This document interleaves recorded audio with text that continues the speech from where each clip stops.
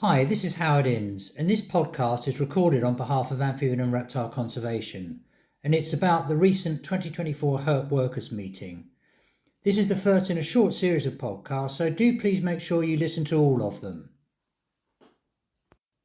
2024 will be the hottest year on record, and our heathlands are going to bake and burn. Chris Packham used those words during his opening address to the 2024 Herp Workers Meeting, reflecting the views of our climate scientists.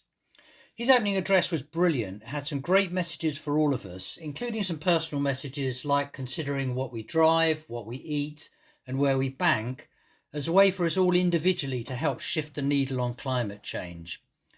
He also talked about the fact that the environmental NGOs need to work better together. Now, we already do that to an extent in this community, and it was great to see so many different organisations represented over the weekend, but there is still more that we can do to make sure that collectively we're doing the right things together to achieve the outcomes that we need for the species that we're interested in. Now, many of us in this community know our beloved John Buckley, and Chris reflected on the impact that John had on him as a young naturalist, and he used the words that John helped ignite the spark that has burned for a lifetime. And it was a great opening to reflect on the fact that we do need to do more to engage the next generation of conservationists. And there were some good presentations during the course of the weekend about community engagement, about engagement with schools, and about motivating that next generation of conservationists that need to take over the work that we've started, if you like, and to add new ideas and new energy to that. Now, during the weekend, I recorded some conversations with the delegates and with some of the speakers, and I did that so that you've got a memento of it, but also as a reminder for those that missed the weekend and want to hear a little bit about what went on, a reminder to them to book early next year, because there were people that were disappointed that they left it too late to book, basically, and there were no spaces available. So if you want to come next year, please just book as soon as you see the adverts go out later on in the year. Now, the first of those recordings is a recording that I made with Chris Packham. So thank you for that, Chris. And I've coupled that with an interview that I also recorded with a rather reluctant John Buckley. And that's the first programme in this series. So please look out for the others and enjoy the recordings. Thank you.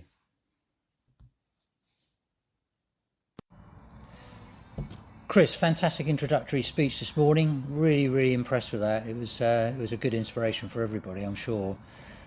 Just a couple of other questions that was keen to ask you. We've got to where we've got to so far in thinking about reptile and amphibian conservation specifically, with sort of intervention-based habitat management, right? And I think actually we've done a pretty good job of that. I think we've secured the sand lizard. I think we've secured the smooth snake, and to an extent the natterjack toad as well. But my question to you is, where do we go next? Because we're all getting older. We've had that first generation, if you like, Gen 1 of reptile and amphibian conservation. What are your views about where we go next? Well, I mean, I think that's one thing, and we are getting older, Yeah. and our passion and skill base is stuck with us. We need to make sure that we get younger people out into the field. They've got to encounter these animals firsthand. They've got to develop that passion that's going to make them set their alarm clock and want to go out and do everything that we've been doing. So there's no question about that. So some of the training courses are brilliant. The community engagement that we've seen that ARG have organised with Snakes in the Heather is absolutely perfect. I mean, these are people that are not necessarily coming from my and your background. These are people that are interested in their community health. And so, opening up to those people is great. But I mean, I wonder how many of them were, say, under 25, under 20, under 15.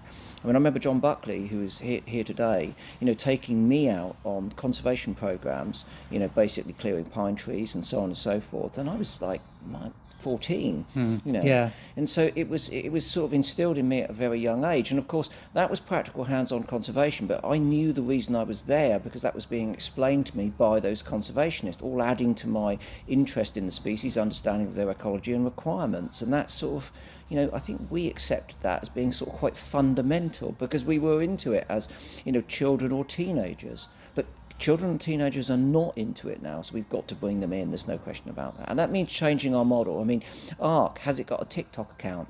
I can laugh about that, but, frankly, that's how people are communicating, that short form thing now. And the influencers that are in that sphere of activity, they're not people, who are typically us, but we can harness their skills and their abilities to communicate more broadly. And we, as you and I know, we don't need every young person. We need a broader awareness amongst all of them, and we need a few key practitioners. And I think there are some of those there, but we certainly need more. And I do worry about our legacy. One of the rarest things in the UK landscape now is not a snake, a lizard, a newt, or a frog or toad. It's a young naturalist exploring that environment on their own with the freedom to connect with wildlife like that. So, yeah, getting young people involved is really important. Looking into the audience this morning, I stand there, giving my opening address. I can't see any teenagers, I can see young people relative to me and you, but I can't see teenagers. And yet John Buckley, again, going back to that, he would invite me to go to these conferences and I would come and sit alongside him and be part of that. So I think we need that active encouragement, proactively making sure that we're engaging with these people. And that means using their methods. There's no point in me and you opening a TikTok account. No one's going to look at me, you and me, Howard, you're doing that. We need youngsters on there communicating in their language, in their short form, media, and so on and so forth. So I think that's part and parcel of it. But the absolute magic, ultimately, of coming face to face, finger to finger with those creatures I think that's always going to be that's still the magic. Yeah, that's still the magic. Of course, we've also got to equip them with the environment that they can work in, because when they do start to have an impact and they want to actually do things and initiate things themselves, we've got to leave them with an environment that enables them to do that, not an environment where the NGOs are sometimes conflicting with each other. Yeah. I mean, we've got a limited amount of space left. I mean, you mentioned the successes we've had with sand lizard and smooth snake. And now, again, going back to the sort of 70s when I was first aware of the plight of these species, not the species, but their plight, fragmentation, loss of habitat development, having grown up in the south of England and witnessed all of that, witnessed the end of Canford Heath, during the 1980s and the significant impact. The first place I saw sand lizards, again, under the tutelage of John Buckley, I have to say, one Saturday morning, and I think you're right, conservation techniques have been practiced, honed, explored, implemented, and we proved we can do it. But the whole time we've seen more fragmentation, more loss of habitat, more development, more pressure. And so we've been achieving great things, but on the grander scheme of things, just like everyone else in every other aspect of conservation, we're on the back foot. And now I think we've got to be looking at habitat creation, not just, protection in the nature reserve model. And that's why I think a portfolio of techniques is really important. Rewilding would be a part of that. Yes. And rewilding is not a lazy art. It's something that needs to be very well managed and well structured. And quite clearly from the amphibian and reptile point of view, we need to be in there in early days. Otherwise, it will be shaped for things which are not going to be as easy to include, those species which interest us in this regard. So, I think it's that. I mean, I'm always terrified to use the word because I think it's been so abused, but it is that holistic approach. At the moment we've got fragmentation in our ENGOs. We're all tiny little groups. We're very well focused. We're doing great things, but collectively we're not exercising the collective strength. Now, when you think of the passion, the power, the membership, the energy, the knowledge, collectively of all of those members across all of those NGOs, it's a very powerful force. And that's what we've got to be mobilising for the young people. We've got to be mobilising that, and young people are in the mood for mobilising. Their planet is threatened, let alone the species that live on it that they haven't seen yet. So I think that being part of that movement is incredibly important, and that means having the courage to stand up and say we want better, we want more. At the moment there's a reluctance to do that. I think there's a conservatism, small c, among amongst the NGOs. I find it very difficult to motivate them to support demonstrations, petitions, campaigns that I'm running, and are motivated by my sense of a real urgency to get on with this. And also, when you think about it, the resources that we have are always going to be limited. We're never going to have enough money. We're never going to have enough people. It's whatever, even if we had everything we wanted now, we'd want more tomorrow, and we'd need more tomorrow. So by working more strategically together with less overlap, and more, creative cooperation, I think we'd achieve a lot more. It'd be a lot more synergistic, and from that point of view, in 2018, I set up something called the Walk for Wildlife. My overarching mission actually was just to get hunt saboteurs, Amphibian and Reptile Conservation, RSPB and the RSPCA alongside one another. All in the same place at the same time. Yeah, because there's an enormous commonality of purpose and interest there. All different objectives, looking at different things. But what do we want? We want a healthy environment for our animals, wildlife and people. And that bigger picture view is something we've really got to focus on at the moment, because the bigger picture is where we're losing. On little nature reserves, where we are able to manage them effectively, we can conserve these species. You guys have gone out there and you've done the groundwork. Brilliant science. We're hearing it today at this conference. The passion, the determination, the guy working on grass snakes all the way through COVID, never stopped him, went out, throwing himself in the bushes, catching the snakes, using good science, backed up by, good mentors. It's just top work. But that's one site. And we know that, the grass snake at the moment, it's not in the same conservation categories as smooth snake, sand lizard and adder, but it could quite easily be. Well, there are not as many of them when I was a kid. There's places I go now and there's no grass snakes there. And when I used to go, it was teeming. So we know that the numbers have declined. We know that they're under threat. They're snakes that like water. Our waterways are full of sewage. It goes without saying. So I think that it's really important that we all think about the bigger picture stuff as much as our focused interest in this regard at this point. And that's why, again, I was teasing the audience this morning. Are they moving to a plant-based diet? Are they taking advantages of public transport? Are they looking with due diligence at who the sponsors are? Are they banking responsibly, or are they putting money into fossil fuels, which is burning the heathlands down that they love so much? And these are all things which I as an older man, I'm 62 years old, I'm determined, to always see these things as opportunities, not problems. I just sort of think, if someone tells me there's something I can do, I think, wow, I'm going to do that straight away. And I think it's engendering that mindset. And if people like you and I can't get this collective of people to think about those things and act upon them, then I do begin to really worry, because we are the people with the passion. We are the people that love this stuff, and we understand it equally and broadly why we need to conserve it, not just for its own sake, but for everything. Because of where it sits, it's a good message. It's a good message, and thank you for that, because you've articulated that really well. Just quickly, as a follow-on question, this is going to sort of get back down into the depths of the species, if you like. One of the things that I've noticed is that going out looking for reptiles isn't the way it used to be, 20, 30, 40 years ago.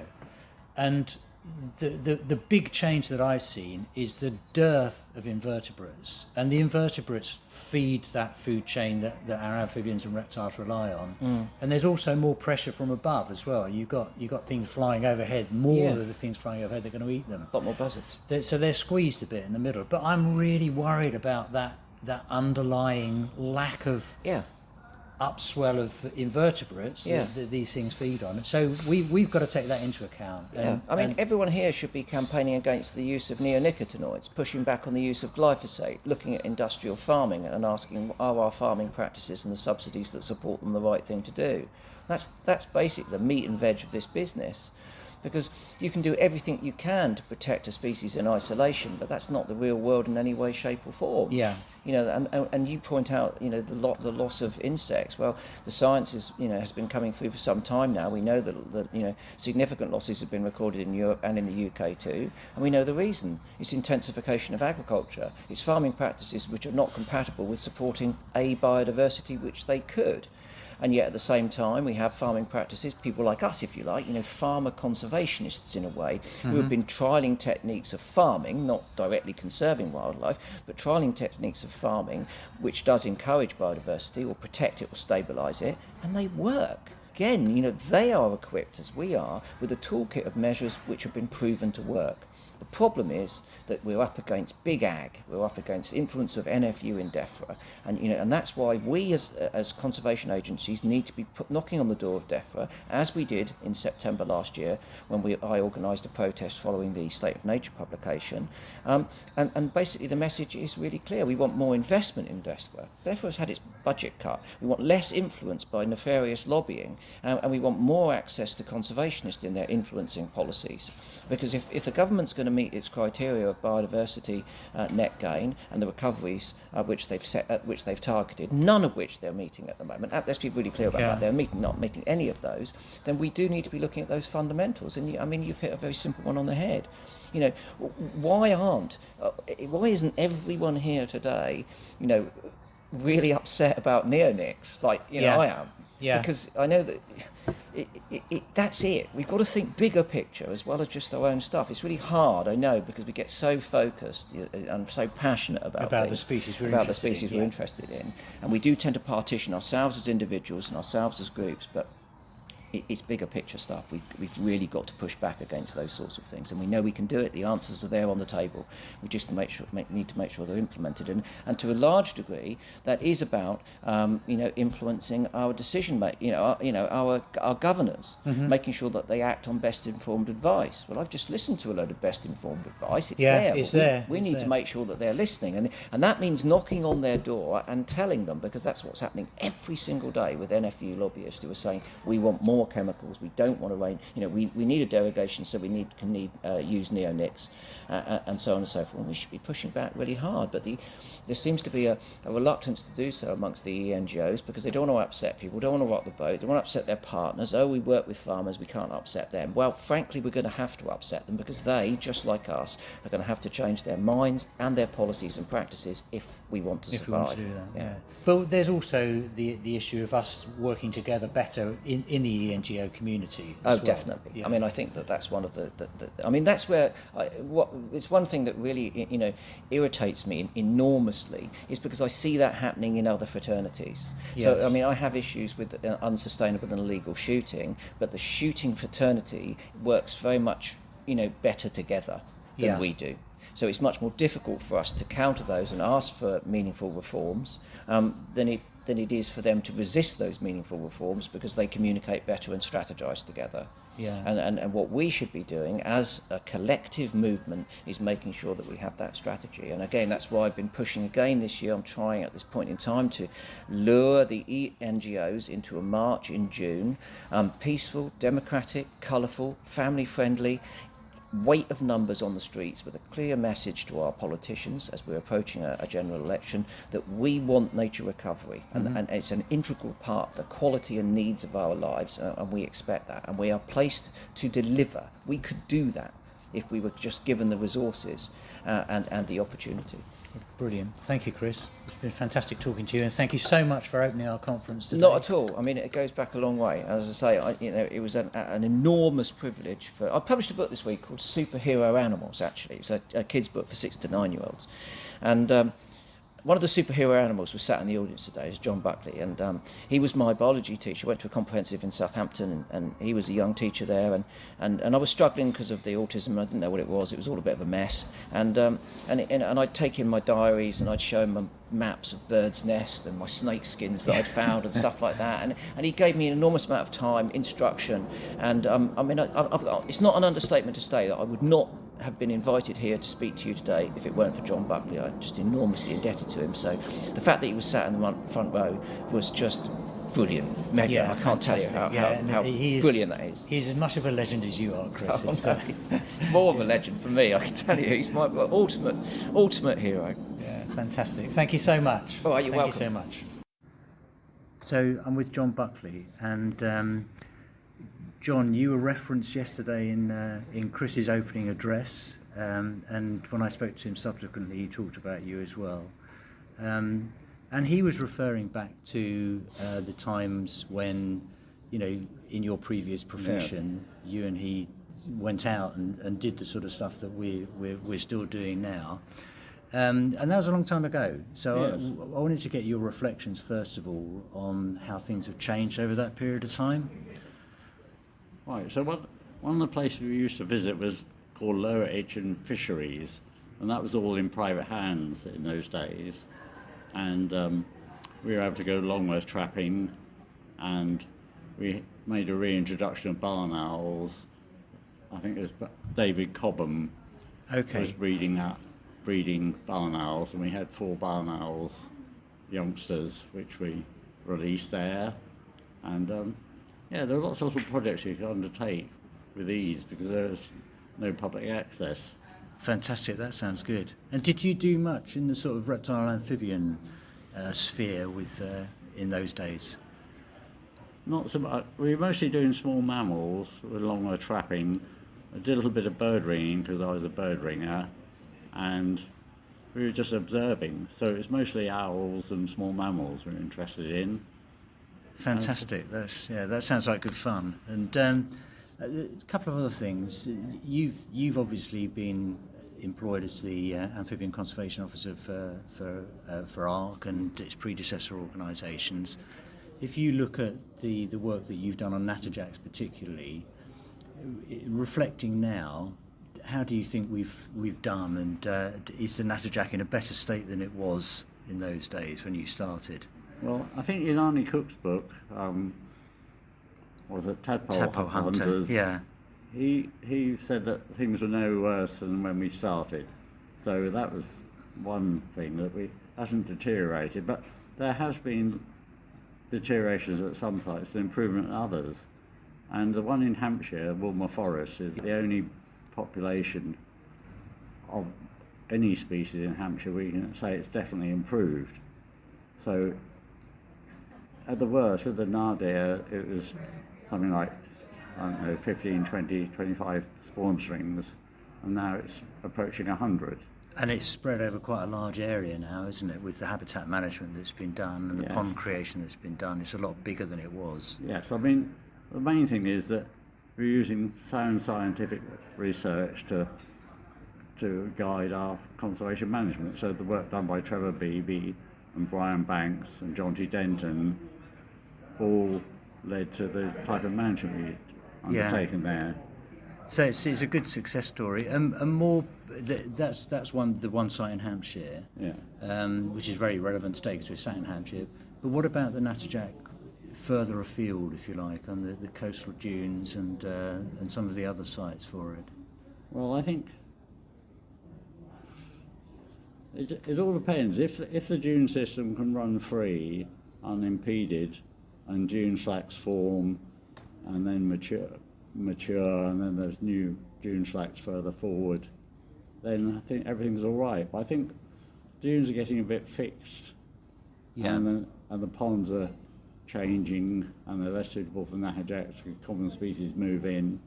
So there's no reason for being, sitting on your hands.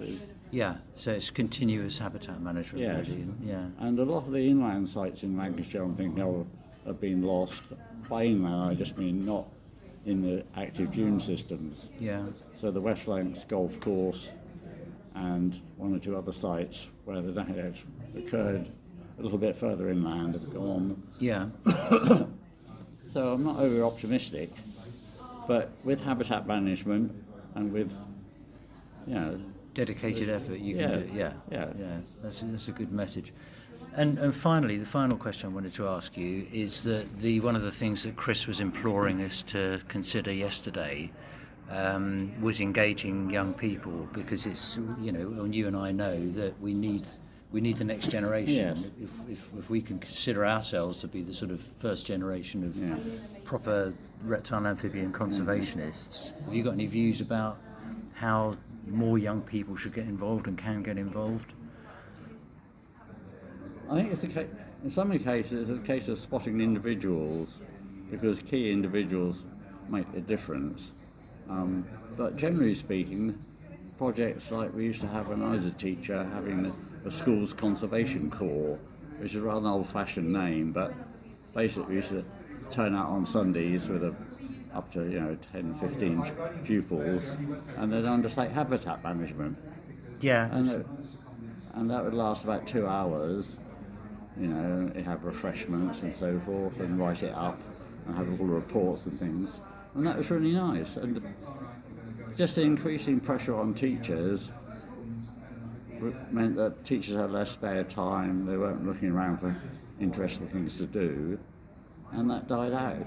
Yeah, that's a shame, and that is a good way. And I suppose in today's environment, the way that you report that would be you could create social media sort of perspective on that as well. For Yeah, the children and the children are probably the pupils are really good at doing that for themselves. Yeah, exactly. Yeah. But the adults are useful for, getting grants, and Yeah. so you can buy sufficient tools, and talking to the council to get places to store your tools, and getting permission to work on their land. And I think that might come back again in Southampton, Yeah. because people are beginning to show an interest in that sort of thing again. Brilliant. So those little community projects could be pivotal to that, couldn't Yeah, I mean, they're worthwhile. You do a little bit of work for slow worms, where the slow worm habitat's becoming overgrown, or what's that Richard cricket? The wood. Is it the wood cricket? Wood cricket, yeah, Yeah, that's there's a little site for we had wood cricket. Okay. And it lived on what we call the mini heath. Yeah. And you could all see it there, because you can find adults most times of the year. Yes, that's right. And it's about 30 or 40 years since I've been there, and I want to go back and have a look and see if they're still there. Yeah. Hopefully they will be. Yeah.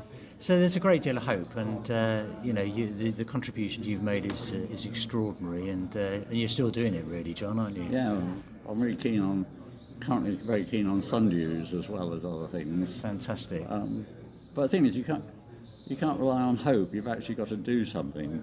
Yeah. So that's the crucial thing, is actually get out and do habitat management. Brilliant. Yeah. Thank you very much, John. Fascinating stuff. Thank you. Rightio. Yep.